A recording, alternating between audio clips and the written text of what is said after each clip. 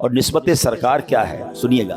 ایک بار سرکار دو عالم علیہ السلام کی پھوپھی جان حضرت صفیہ رضی اللہ تعالیٰ عنہ، ان کو کسی نے کہہ دیا کہ اے صفیہ، اللہ پاک کی بارگاہ میں آپ کو نبی پاک علیہ السلام کی رشتہ داری کوئی فائدہ نہ دے گی۔ جب حضرت صفیہ نے یہ سنا تو آپ بڑی غمزدہ ہو گئیں، اور سرکار دو عالم علیہ السلام تک جب یہ خبر پہنچی تو نبی پاک علیہ السلام پر ایک جلال کی کیفیت طاری ہوئی۔ حضرت بلال سے فرمایا اے بلال، لوگوں کو جمع کرو۔ نبی پاک علیہ السلام کے حکم پر مدینے کے لوگوں کو جمع کیا گیا۔ سرکار دو عالم علیہ السلام ممبر پر تشریف فرما ہوئے اور اللہ پاک کی حمد و ثنا بیان کی، اور فرمایا کیا حال ہے ان لوگوں کا جو یہ گمان کرتے ہیں کہ میری رشتہ داری فائدہ نہیں دے گی۔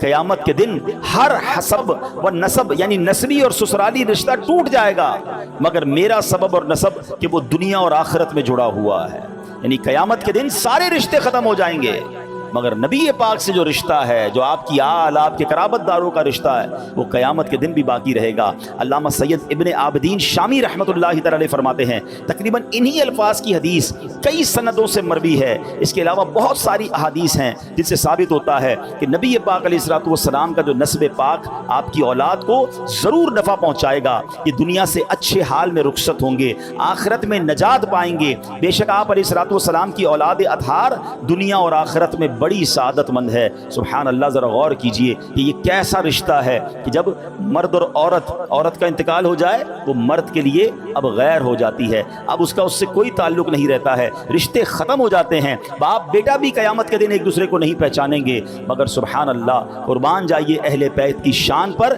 کہ ان کا پاکیزہ نسب وہ مبارک اور مضبوط رسی ہے جس نے کبھی نہیں ٹوٹنا ہے۔ یہ نسب دنیا میں بھی قائم ہے، قبر میں بھی قائم ہوگا، حشر میں، میزان پر، پول صراط پر، ہر جگہ انشاءاللہ یہ کام آئے گا۔ تو اے میرے پیارے اسلامی بھائیوں، یقیناً نبی پاک کی اہل بیت جو اس زمانے میں تھی اور اس کے بعد آج بھی جو سید صاحبان ہیں، ہمیں ان سے بھی محبت سے پیش آنا ہے، ان کا بھی ادب کرنا ہے، ان کی رگوں میں بھی نبی پاک علیہ السلام کا خون دوڑ رہا ہے۔ سبحان اللہ، ہم جو غیر سید ہیں، بڑی اہم بات کہنے جا رہا ہوں، ہم ہزاروں سال اللہ پاک کی بے ریا عبادت کریں، بغیر دکھلاوے والی ہزاروں سال عبادت کر لینا اور ساری زندگی سجدے میں گزار دیں، ہمیں وہ شرف حاصل نہیں ہو سکتا جو سید زادوں کو حاصل ہے، کیونکہ سید زادے نبی پاک کے جسم پاک کا حصہ ہیں، ان کی رگوں میں دوڑنے والا خون رسول ہاشمی صلی اللہ تعالی علیہ وسلم کا خون ہے، اور غیر سید کو یہ نسب اور یہ برکت حاصل نہیں ہو سکتی ہے۔ یہ بات ہمیشہ ایڈمٹ رکھنی ہے کہ آل رسول کی شان ہی نرالی ہے، اور ہمارے بزرگان دین، ہمارے صحابہ نے اس کو اسی انداز سے ٹریٹ کیا، اپنے دور میں جس طرح وہ آل رسول سے پیار کرتے تھے، یہ ہم سب کے لیے درس ہے۔ بریلی کے تاجدار امام عشق و محبت اعلیٰ حضرت نے صرف زبانی نہیں کہا، آپ نے تو کئی مواقع پر پروف کیا۔ کیا خوبصورت شعر ہے کہ تیری نسل پاک میں ہے بچہ بچہ نور کا، تیری نسل پاک میں ہے بچہ بچہ نور کا، تیری نسل پاک میں ہے بچہ بچہ نور کا، تو ہے عین نور تیرا سب گھرانہ نور کا۔ تو یہ بات ہمیں ذہن میں رکھنی ہے۔ اب ایک اور بات ہم نے سمجھنی ہے کہ سید زادے ان کے جو ڈفرنس ہے نا، ہو سکتا ہے ابھی بھی کسی کے ذہن میں نہ آتا ہو کہ یار یہ کیسے ہو سکتا ہے کہ ہم نمازی بھی ہوں، ہم عبادت گزار بھی ہوں، ہم سید زادے پھر بھی ہم سے افضل ہیں۔ سنیے، سید زادے اللہ معاف کرے اگر کوئی نمازی بھی نہیں ہے، ٹھیک ہے، عبادت نہیں کر رہے، لیکن انہیں زکوٰۃ دینا پھر بھی حرام ہے۔ بے شک بے نمازی سید ہو، ایسا ہونا نہیں چاہیے، سید زادوں کو تو ہم سے زیادہ عبادت کرنی چاہیے کہ آپ کو تو وہ شرف حاصل ہے کہ آپ تو آل رسول ہیں، آپ تو رول ماڈل ہونے چاہیے ہم سب کے لیے۔ لیکن میں سمجھانے کے لیے عرض کر رہا ہوں کہ اگر کوئی سید زادہ بے نمازی ہے تو انہیں زکوٰۃ دینا حرام ہے۔ کیوں؟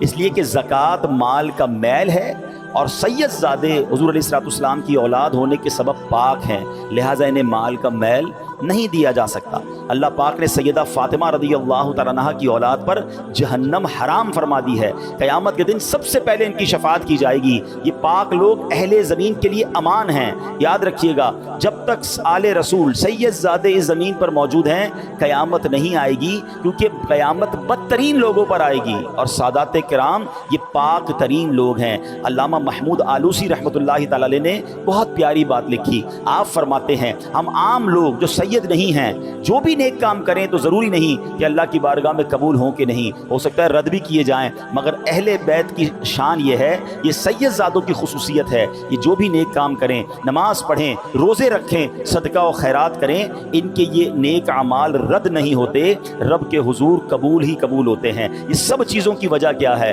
کہ وہ نسبت ہے جو رسول پاک علیہ الصلوۃ والسلام سے انہیں حاصل ہے۔ قرآن میں کیا کہا رب نے؟ الا المودۃ فی القربى ومن یقترف حسنۃ نزد لہ فیہا حسنا، مگر قرابت کی محبت اور جو نیک کام کرے ہم اس کے لیے اس میں اور خوبی بڑھا دیں گے۔ یہ بھی نسبت محبوب کا فیضان ہے۔ اہل بیت کی محبت ضروری ہے، سادات کرام کا ادب و احترام ہم پر فرض ہے۔ اور کیوں فرض ہے؟ صرف اس لیے کہ ہمارے آقا علیہ الصلوۃ والسلام کی یہ آل اولاد ہیں۔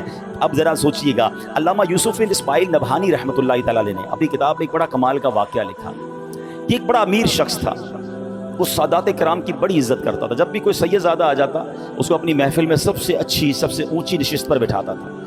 ایک بار ایسی محفل جاری تھی تو ایک بہت ہی پڑھا لکھا اس زمانے کا، یوں سمجھیے کہ ڈگری ہولڈر بندہ آ گیا، آج کا کوئی پروفیسر سمجھ لیں، تو انہوں نے اس کو بھی بڑی اچھی سی جگہ پر بٹھایا، مگر سید زادے کی سیٹ سب سے اچھی، سب سے اونچی تھی۔ تو اب کیا ہوا کہ وہ جو شخص تھا اس کے دل میں خیال آیا کہ یہ صرف سید ہی تو ہیں، اتنے پڑھے لکھے تو نہیں جتنا میں پڑھا لکھا ہوں، تو ہماری سیٹ بڑی ہونی چاہیے تھی، ہمیں زیادہ عزت دینی چاہیے تھی۔ اس نے زبان سے اس کا اظہار بھی کر دیا۔ تو اس جو شخصیت تھی جس کے گھر پہ محفل تھی، امیر و کبیر جو آدمی تھا، اس نے کچھ بھی نہیں کہا۔ تھوڑا سا محفل ختم ہو گئی تو اس نے اس امیر شخص کو کہا کہ آپ کا بیٹا کیا کرتا ہے؟ کہا میرا بیٹا بھی پڑھتا ہے۔ اچھا کون سی کلاس میں؟ بتایا فلاں کلاس میں۔